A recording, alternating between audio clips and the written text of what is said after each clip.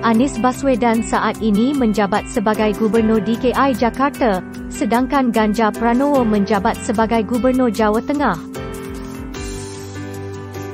Kedua gubernur ini dikenal sebagai pemimpin yang memiliki basis dukungan yang kuat di masyarakat, terutama di wilayah tempat mereka memimpin. Anies Baswedan dikenal kerana kebijakan-kebijakan yang kontroversial selama masa jabatannya, seperti rencana penutupan Pulau Reklamasi dan rencana penataan kawasan Monas. Namun, ia juga dikenal kerana kebijakan-kebijakan yang mendapat dukungan luas seperti kebijakan penanganan pandemik COVID-19 di Jakarta.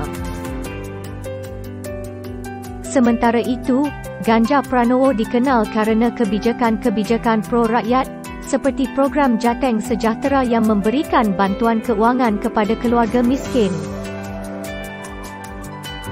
Ia juga dikenal kerana kepemimpinannya yang inklusif dan kerjasama dengan berbagai pihak, baik itu dengan pihak swasta, akademisi, maupun masyarakat.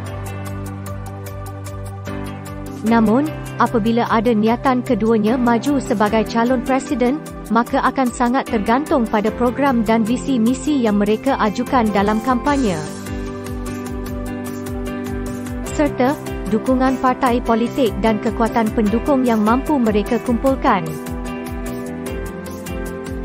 Tetaplah bijak dan kritis dalam menilai kedua calon dan jangan terpengaruh oleh pandangan atau isu-isu yang tidak dapat dipertanggungjawabkan secara fakta.